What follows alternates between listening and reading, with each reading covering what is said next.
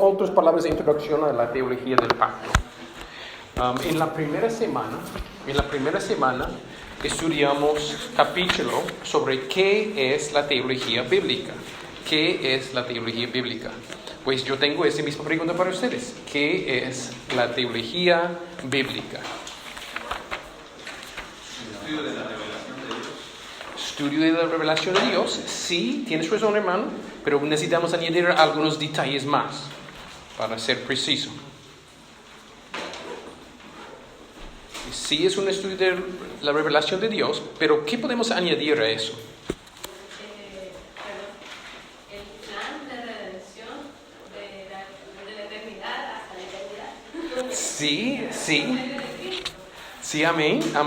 Ese es tenemos en página 9, una definición por dice voz, pero es voz, creo yo, la manera de decirlo.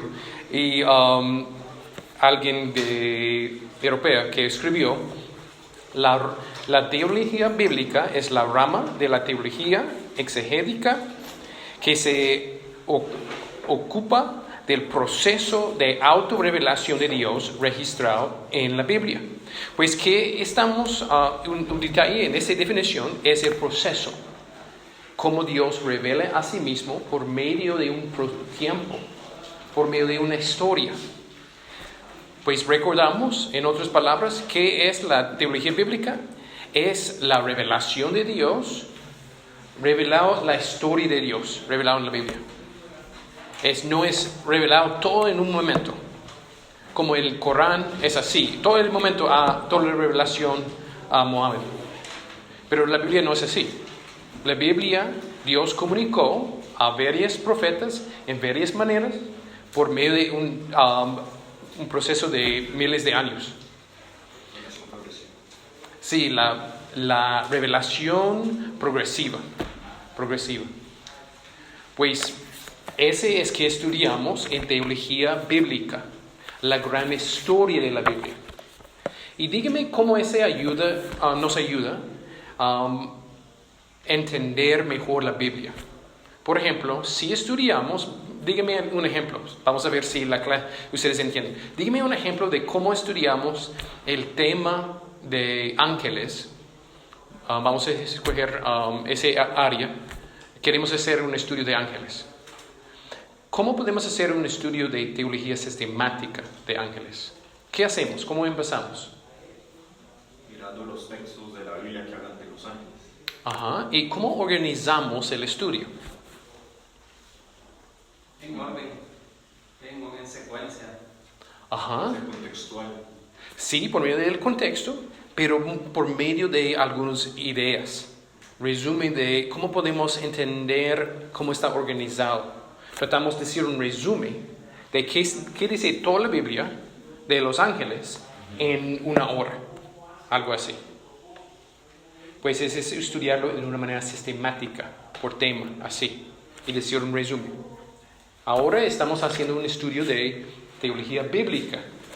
Teología bíblica. Ese no es solamente tener teología que es bíblica. Sí podemos usarlo en ese sentido, pero en la manera que usamos en ese libro es que estudiamos, por ejemplo, estudiamos ángeles. ¿Cómo estudiamos ángeles? Por medio de teología bíblica, esa disciplina. No quiero decirles porque yo quiero ver si ustedes entienden. ¿Sí, Lee? Es buscar toda la historia de la Biblia. Ajá. Acerca de ese tema, o sea, buscar lo que Dios revela acerca de los ángeles desde el inicio hasta el fin. Ok, muy bien. Pues, ¿dónde empezamos si estudiamos ángeles en la Biblia? Génesis y Génesis 3. Y también en la creación, porque ellos fueron parte de la creación, pero esa implicación. La primera vez que encontramos uno es en la caída, ¿verdad? En el huerto de Edén. Encontramos esa serpiente. Y por medio de la revelación, más adelante, aprendemos que esa serpiente es Satanás. Pues, ¿y dónde terminamos? Si empezamos con ángeles en Génesis, continuamos en la historia, en la manera que Dios reveló su palabra. Y estudiamos en esa manera, pensar de qué fue la próxima parte de la historia. ¿Qué fue el próximo paso de la revelación de ángeles? O algo así. Y terminamos en Apocalipsis. Y cómo la historia terminó. Pues nos da diferente perspectiva. Pues la Biblia sí tiene leyes. Sí la Biblia tiene sabiduría. Sí la Biblia tiene de textos que hablan del fin del mundo. Pero la Biblia es más que todo una gran historia de que Dios está haciendo en ese mundo. Sí. Una pregunta, solo para saber tu opinión de los dos, del estudio sistemático y el estudio bíblico, ¿cuál piensas que es más, no sé, difícil? Pienso que el sistemático por el resumen, pero el bíblico por lo amplio que es. No sé qué. Que es más difícil muchas veces es solamente depende de cada persona. Algunas personas entienden mejor la historia de la Biblia y pueden ver, dígame los 4 puntos de la historia de la Biblia para decir un resumen. Creación, caída. Muy bien, muy bien. Pues tenemos 4 diferentes, ¿cómo se dice? Markers. O signposts. Secciones pueden ser, o sea, como partes. Sí, diferentes secciones, diferentes señales, diferentes anuncios. Como en las obras de teatro, actos. Ajá. A todos. Sí. De que dice, bienvenido a tal departamento. Y cambiamos departamentos y cambiamos la historia, una gran historia de la Biblia. Pues y en la teología sistemática, muchas veces personas que piensan en una manera más sistemática son más acostumbrados a estudiar la Biblia de esa manera. Pues los dos son buenos y los dos ayudan el otro para comprender. Pues si aprendemos las diferentes disciplinas, nos ayuda a entender mejor la Biblia. Pues estamos en un resumen y estamos pensando qué es la teología bíblica. Ahora otra pregunta. Desde el segundo capítulo, ¿quiénes son los bautistas? ¿Quiénes son los bautistas? Especialmente bautistas reformados. Somos salimos de los puritanos y de los separatistas en cuanto a la religión, los caras se separaron y después vinieron los puritanos y después los bautistas. Amén, amén. ¿Y Lee? Somos bautistas particulares porque creemos que la redención es particular, es limitada o sea, la obra de Cristo en la cruz fue para redimir a un pueblo específico, particular. Sí, amén, amén. Pues tenemos, estamos hablando de algunos de nuestras raíces de teología, ¿sí? Como bautistas nos fundamentamos respecto a otros grupos reformados que creemos en el bautismo de creyentes, en el credobautismo, y nuestro sistema eclesial no es por una categoría así de obispo, sino que cada iglesia es autónoma por la libertad religiosa y solamente reconocemos autoridades locales, un pastor y diáconos. Sí, muy bien, muy bien.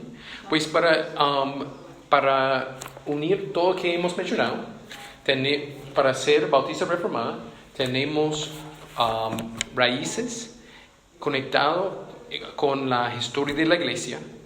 Y nuestra interpretación de la Biblia es una interpretación reformada, es una interpretación histórica, confesional, y que tenemos sí diferencias con algunos de otras denominaciones en la familia reformada. Pues estamos hablando de una perspectiva aquí de cómo podemos ver y entender toda la Biblia. Y algunos ingredientes para preparar la mesa son, ¿qué es la teología bíblica? Y otro es, ¿quiénes son los bautistas? Para nosotros entender por qué compartimos esa perspectiva con bautistas reformados, en cómo entender toda la trama de la Biblia. Pues Y es un ánimo para nosotros estudiar la historia de la iglesia, quiénes son los bautistas, porque aprendemos de tener humildad, de aprender de otras generaciones. No es la misma autoridad de la Biblia, pero por medio de la historia de la iglesia nos ayuda a entender. Podemos ser agradecidos por la manera que Dios levantó diferentes hermanos. No somos los únicos de llegar a la Biblia y tratar de entender qué es la trama de toda esa historia. Dígame un resumen en 5 minutos. ¿Qué es el significado de ese mensaje, ese libro? La trama de esa historia. No somos los primeros de tener esa perspectiva que estudiamos en ese libro. Pues, y nos ayuda a tener convicciones basadas en la palabra de Dios. Y cuando decimos que somos bautistas reformados, no decimos, esa es una denominación que me gusta. Ahora ese es el mejor. No pensamos así. ¿Qué pensamos? Ese es que enseña la Biblia. Y es solamente un término para nosotros que expresa nuestra convicción que dice la Biblia. Es un término afuera de la Biblia que usamos para comunicar. Ese pienso que la Biblia enseña. Pues estamos tratando de recordar los otros capítulos. ¿Qué estudiamos en teología bíblica? La gran historia de la Biblia. Cómo Dios reveló a sí mismo por medio de un proceso, por medio de una historia, no todo al mismo tiempo. Y no somos los primeros de tener la perspectiva pactual. No somos el primero de tener la perspectiva pactual. Había otros en la historia, se llaman bautistas reformados, que tuvieron la misma perspectiva. Ok, pues ese es un resumen. Ahora vamos a pensar de ese capítulo número 3. Ese capítulo número 3. Pues tenemos una hoja para ayudarles a seguir. Y si son nuevos a la iglesia, es mejor estar en la clase afuera, porque esa clase es para las personas que terminaron la clase de fundamentales y avanzaron a esa clase para ustedes entender y recibir más edificación. Pues empezamos ahora con capítulo 3, que dice un resumen de la trama de las Sagradas Escrituras. ¿Qué es la trama? ¿Qué es el significado de la trama? Es una historia, es algo que se va desarrollando. Sí, ¿qué pasó con la historia? Pues, y yo me encanta historias. Me encantan historias, pues más fácil para mí entender historias, textos así, películas, leer libros. Me encantan historias. Pues desde era un niño hasta ahora. Me encantan historias. Pues estudiamos la historia de la Biblia. Y ese capítulo es un buen resumen. En 11 páginas tenemos un resumen de toda la Biblia. En una manera, con detalle, pero en un resumen claro. Pues ese capítulo es un buen capítulo. Si lees uno de los 3 capítulos, lea ese capítulo de capítulo 3. Es muy rico el capítulo. Pues empezamos ahora con la pregunta. ¿Cómo es ese? ¿Qué es la división? ¿Cuáles son las divisiones de ese capítulo? El Antiguo y el Nuevo Testamento. Sí, muy bien. Una pregunta muy fácil. Estaba tratando de ver quién leyó el capítulo. Ahora, si la división es en el Antiguo y el Nuevo Testamento, ¿cuáles son los pactos del Antiguo Testamento? De Adán. Adán, ¿qué es el pacto con Adán? Es el pacto de obras. Abraham, ¿qué se llama? Sí. Pero antes de ese de Noé. Sí, antes de eso, el Noé. Amén. ¿Qué más? ¿De Sinaí o de Moisés? De David. Muy bien. ¿Y uno más? De David. Sí, de David. Sí, el pacto con David. Pues estudiamos los pactos porque los pactos son la trama de la Biblia. Pues si pensamos, voy a decirte una historia. Yo, en la última semana, yo visité todos los departamentos de Guatemala. Y voy a mostrarte fotos y decir ¿y cómo podemos entender la historia de mi viaje, de mi tour de Guatemala? Visitar todos los departamentos en una semana. Es por medio de entender departamentos. ¿Cuáles son las divisiones de Guatemala? y miramos el mapa y pensamos, entendemos dónde estamos. Por decir, las fotos son de Chimaltenango. Las fotos son de Petén. Y entendemos dónde estamos. Los pactos nos ayudan a entender dónde estamos. Porque los pactos no solamente son diferentes cajas que Dios nos dio. Son la revelación de la misma historia. La expansión de la misma historia en cómo Dios salva pecadores por medio de Jesucristo. Pues esa historia es revelada por medio de una semilla que empezó y es el pacto de obras con Adán y continuó con la primera predicación del Evangelio en Génesis 3:15, ¿verdad?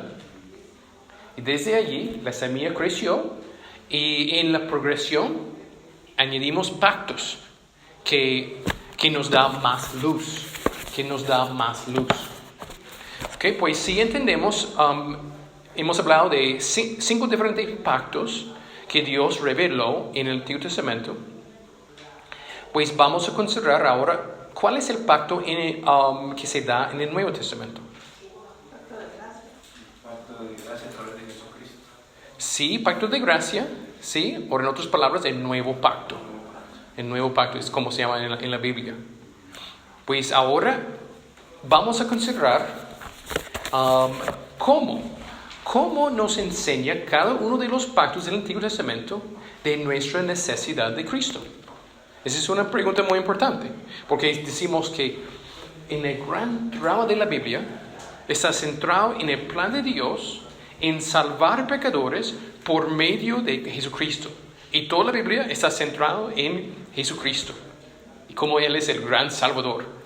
La Biblia empieza con la creación por Jesucristo y la predicación del Evangelio en capítulo 3 de Jesucristo, y terminamos con Jesucristo en el nuevo mundo, nueva tierra, con mejor del huerto de Edén, en otro mejor huerto, en el nuevo mundo de tierra, con Cristo reinando para siempre con su pueblo. Es un pueblo que Él salvó.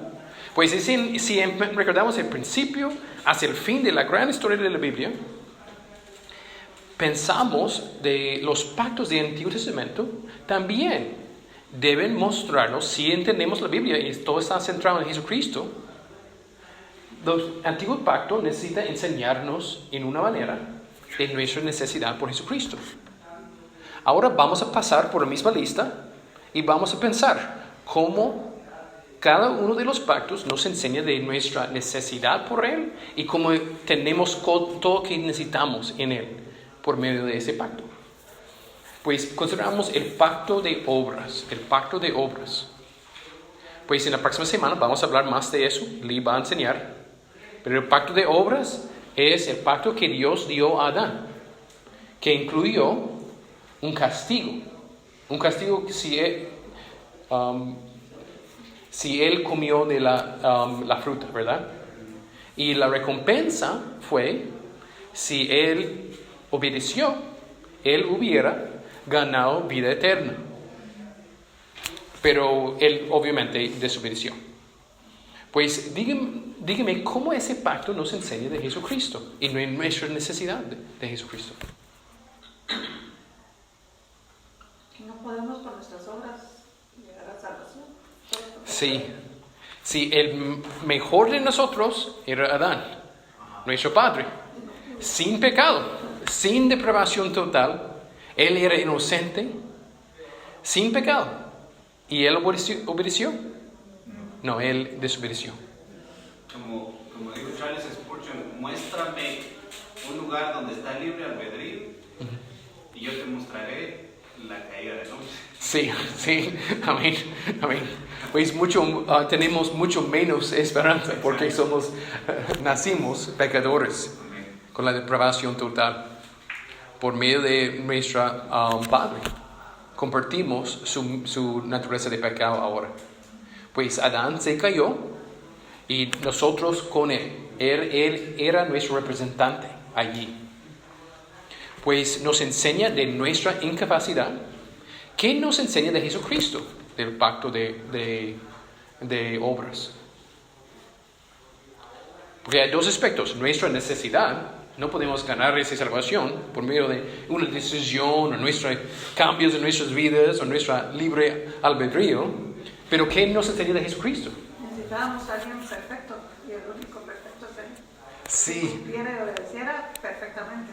Necesitamos a alguien llegar, ser tentado y obedecer y obedecer el pacto de obras. Y Jesucristo obedeció perfectamente. Básicamente, hermano, necesitamos un nuevo Adán. Sí, amén. Ahora el pacto con Noé. ¿Cómo ese pacto nos enseña de nuestra necesidad? Porque también entra a través de lo del pecado, ¿verdad? Tanto pecado y al mismo tiempo que la barca es para nosotros nuestra salvación, que es Jesucristo, ¿verdad? Sí, amén. Entendemos en el gran diluvio que merecemos morir, todos nosotros, y entendemos que hay salvación en Cristo Jesús. Pues sí, entendemos cuando decimos el arco iris está allí, es como el arco de Dios, la arma de Dios que Él puso allá, decir, no voy a matarles a pesar de la verdad que ustedes merecen. No voy a matarles por un diluvio en todo el mundo. Pero un diluvio de fuego viene, ¿verdad? Un diluvio de fuego viene. Y también podemos ver la misericordia y la gracia de Dios que tuvo con Noé. Sí, amén. Ahora estamos avanzando en la historia o la trama de la Biblia. Hemos empezado en Génesis y ahora pensamos del pacto con Noé. Y los dos pactos aplica a todo el mundo. Pues cuando pensamos de pactos, también pensamos de reinos.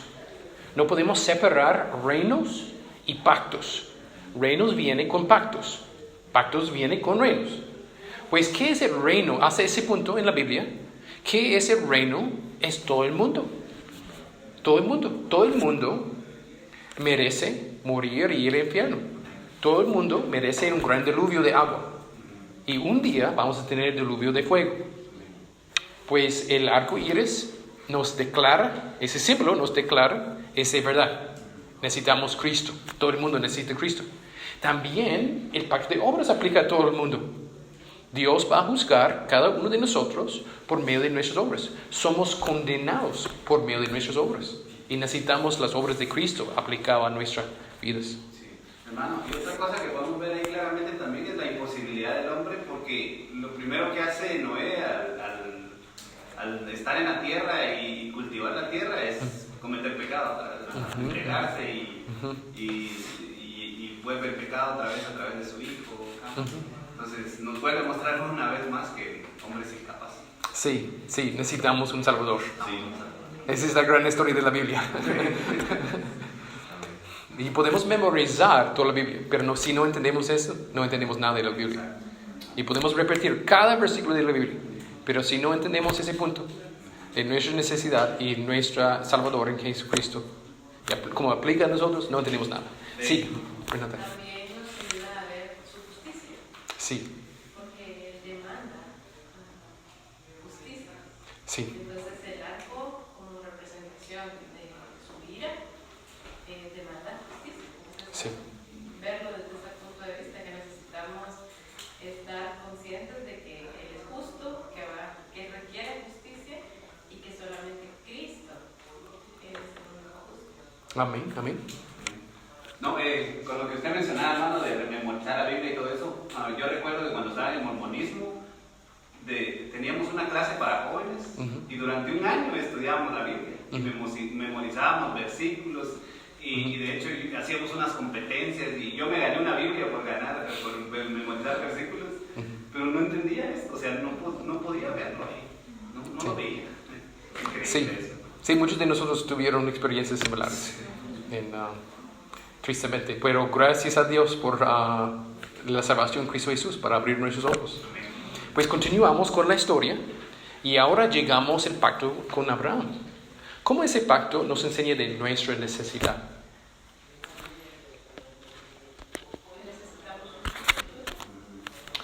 Sí, esa es una verdad. Pero ¿cómo el pacto de Abraham nos enseña esa verdad? La bendición que iba a venir por la simiente y que iba a ser para todas las naciones.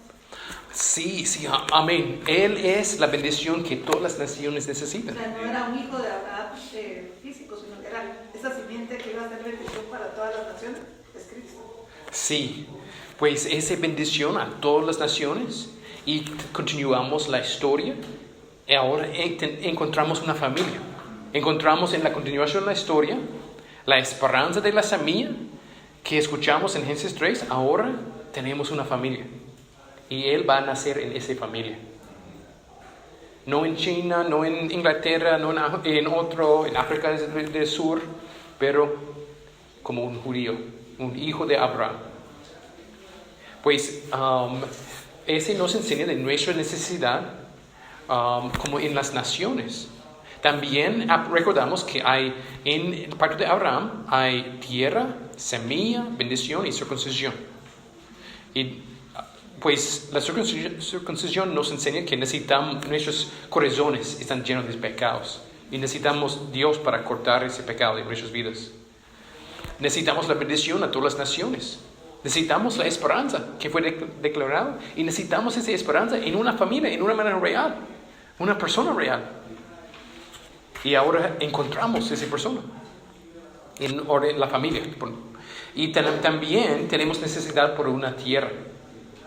No solamente ir a visitar la tierra allá en Israel, pero la tierra prometida que es el nuevo mundo y nuevos cielos. En una forma eterna. Sí, Carmen. No, continuamos. Sí.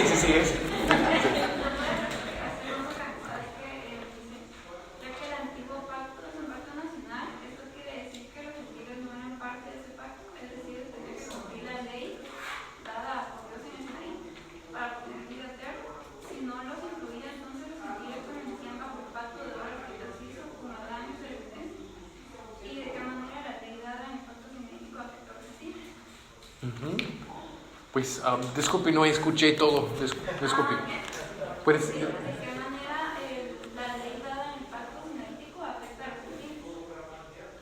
Y si la ley dada en Sinaí, es decir, si los gentiles no eran parte del pacto sinaítico, o el pacto de Moisés. Pues la pregunta es, ¿cómo la ley de Moisés afecta a gentiles?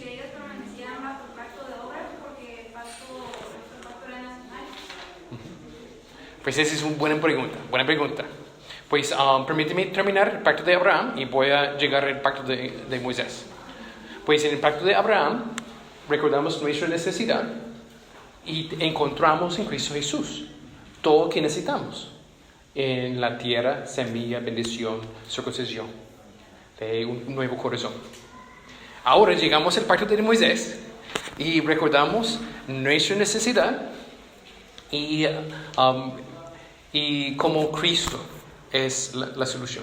Pues sí, la ley aplica a nosotros porque la ley tiene 3 partes. Somos como gentiles, porque somos gentiles, ¿verdad? Sí, la ley tiene aspectos ceremoniales, civiles y también aspectos morales. Pues el aspecto de la ley moral es el corazón del pacto de obras. Es la ley moral todavía. Pues no somos condenados por tener ropa con varias diferentes telas. Usamos ejemplo de la ley ceremonial. No somos condenados porque estoy seguro que casi toda nuestra ropa es una mezcla de varias diferentes telas.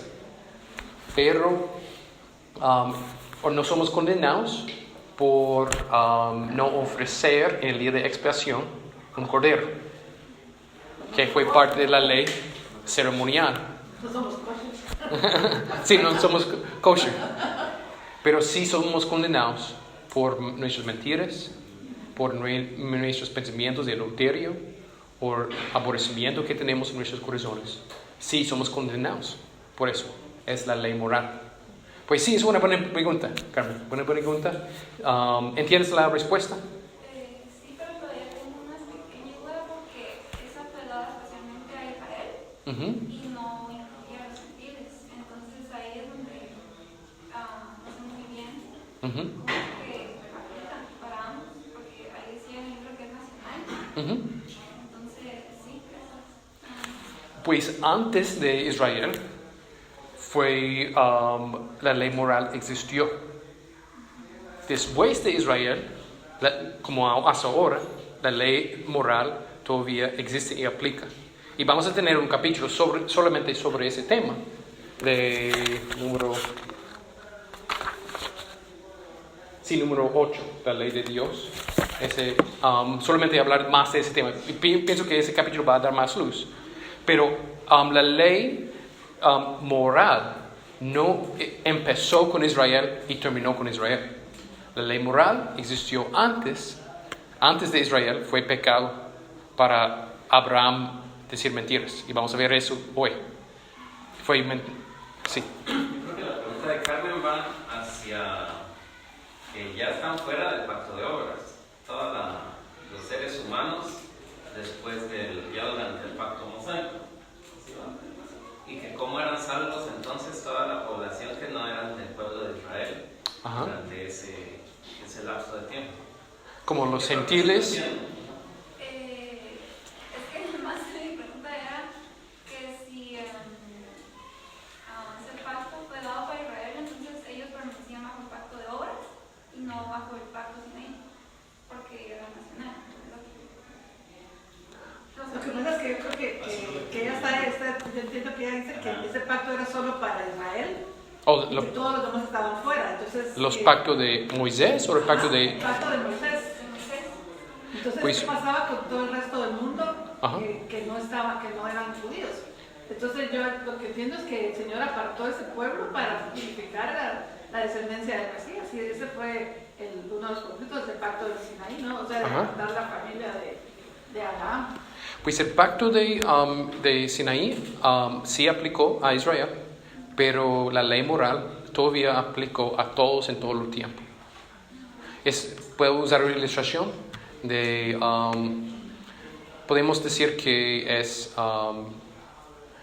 nadie en la iglesia tiene la libertad de mentirse, gritarse durante el servicio, golpear personas, causar disrupciones, tomar... alcohol durante el servicio. Pero Benji, todavía las leyes aplican a todos, pero Benji tiene leyes más. Benji es mi hijo. Él necesita sentar a la par de mí cuando cantamos. Él necesita cantar conmigo. ¿Por qué? Él es mi hijo. Él tiene leyes adicionales que no aplican a ustedes. Pero todavía todas las leyes que aplican a ustedes aplican a él. ¿Me entienden? Y pacto con Israel fue así. Había partes ceremoniales y civiles que aplicaron a ellos, pero la ley moral siempre aplicó y condenó todo lo gentil. Y la manera que personas eran salvos antes fue todavía confiar en la misma promesa que viene. La misma promesa de Génesis 3. Y si alguien en el tiempo de Israel llegó a esa confianza en esa promesa, su responsabilidad fue para ser un judío, cambiar y ir a Israel. Ahora, desde Génesis 3 ya el pacto de obras ya está fuera de circulación, por decirlo así, porque ya la degeneración total, depravación total ya inicia. Esa es la pregunta. Sí. Pues el pacto de obra con Adán en el huerto sí pasó, pero la ley moral todavía aplica en cada generación. Pues somos condenados en ese aspecto con el pacto de obras. Sí. Es como, bueno, he pensado que es como cuando habla, creo que es en Romanos Pablo, cuando dice que su propia conciencia o los condena o los justifica, porque es por esa ley moral, digamos que los que no conocieron el Evangelio tienen esa conciencia, pero... Sí, amén.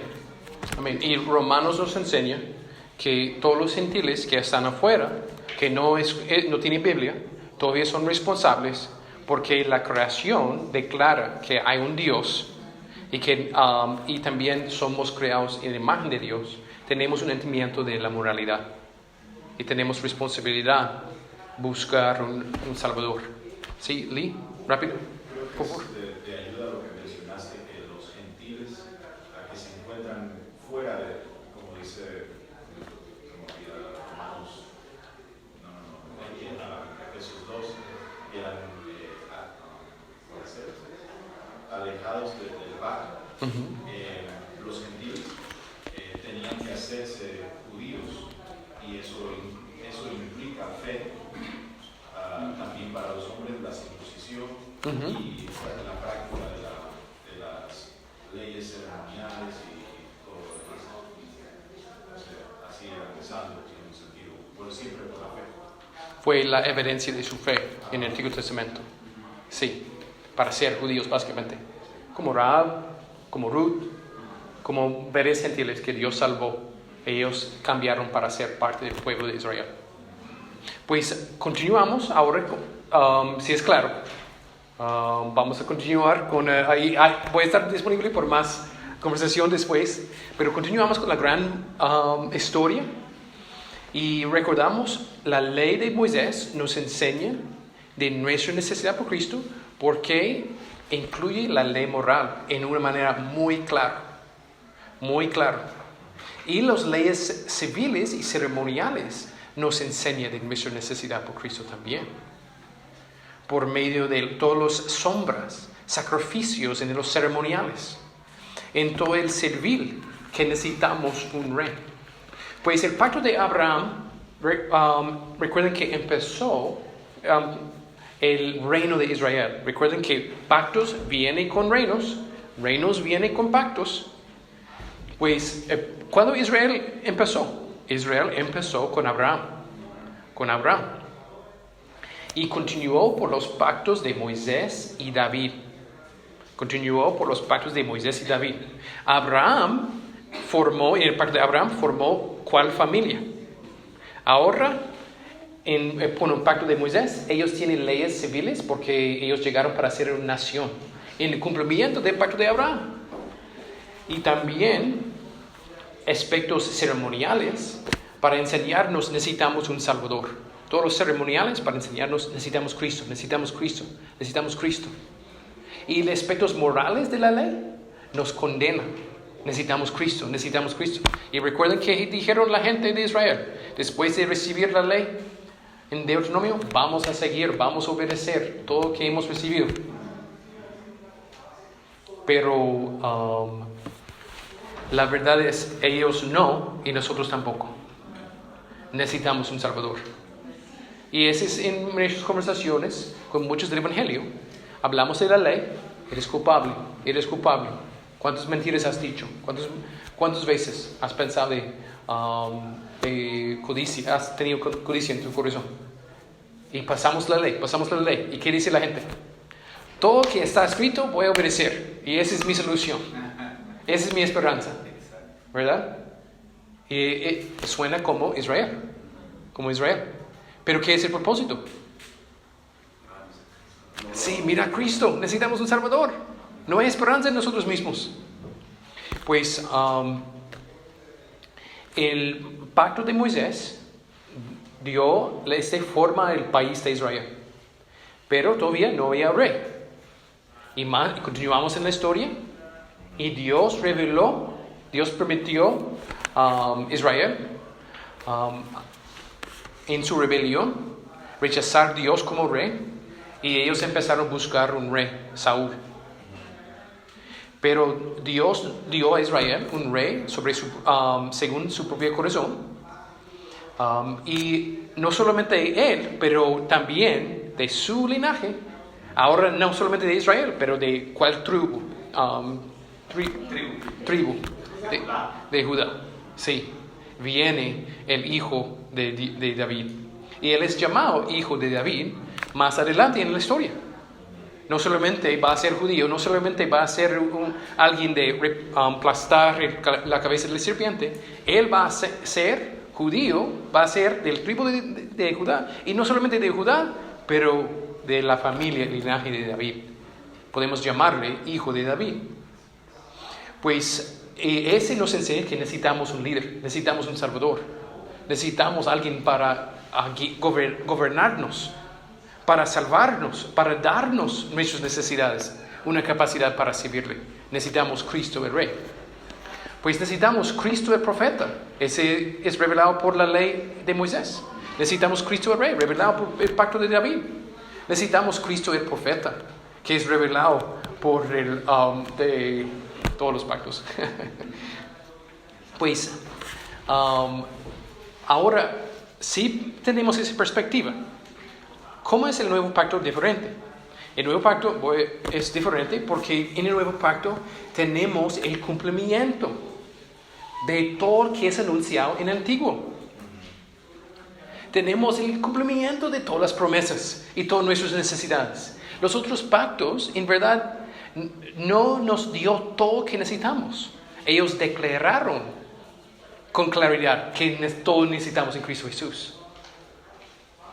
Pues, y en el nuevo pacto tenemos el reino de Cristo. El reino de Cristo. Y el reino no está centrado en solamente Israel o solamente sobre la creación, es solamente sobre los salvos, los que tienen nuevo corazón, las personas que tienen nacimiento nuevo, que entienden su necesidad por Cristo. Y Hebreos 8 nos enseña las diferencias del antiguo pacto y nuevo. No todos fueron salvos en el antiguo pacto, que estaban en Israel, abajo del pacto de Moisés. Pero sí, todos que están abajo en el nuevo pacto son salvos. Pues tenemos perdón, no tenemos división de judíos y gentiles. Todos son bienvenidos en el Evangelio. Tenemos la proclamación. El nuevo pacto es incondicional. Incondicional porque es basado en Dios. Ese es porque cada uno conoce al Señor en el nuevo pacto. Y ahora en la iglesia somos un representante imperfecta del nuevo pacto. Pues todavía en la iglesia tenemos membresía, tenemos bautismo, tenemos la cena, pero no todos que están participando, que son miembros, no todos. Dios sabe quién es un cristiano verdadero, ¿verdad? Pues recordamos que no confiamos en nuestras propias señales y que todavía esperamos por el fin de la historia de la consumación. Pues vamos a terminar aquí, pienso yo. ¿Hay una pregunta, duda? Hermano, sí.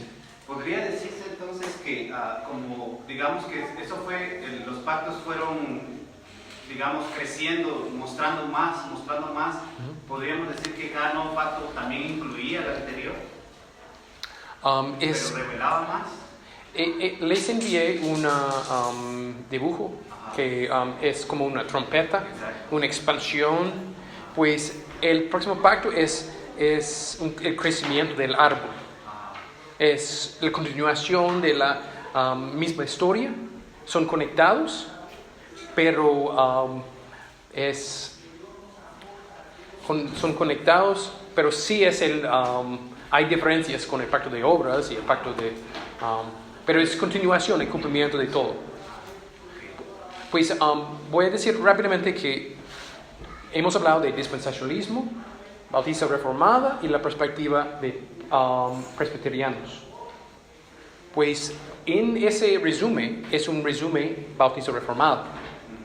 Los dispensacionalistas tienen un plan que Israel todavía Dios tiene un plan con Israel. Pues hay diferentes divisiones, cajas. Eso es porque son llamados dispensacionalistas.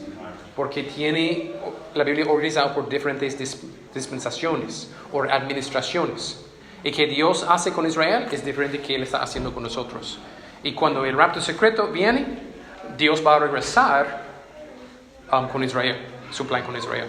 Pues es diferente plan, diferente rama, diferente trama de la Biblia. Los presbiterianos enseñan que todos los pactos del Antiguo Testamento fueron el pacto de gracia. Y decimos, no, ellos declararon nuestra necesidad por Cristo. Y el cumplimiento es en el nuevo pacto. Pero ellos dice que es el mismo evangelio, solamente predicado en diferentes maneras. Pero respondemos y decimos, pero mira todos los puntos condicionales en los pactos. Y esa es la diferencia que Mari notó en la primera semana. Ese estudio es un estudio de continuidad y descontinuidad del Antiguo y Nuevo Testamento, como entendemos toda la trama de la Biblia. ¿Ok? Pues espero que ese ayude un poquito. Vamos a orar.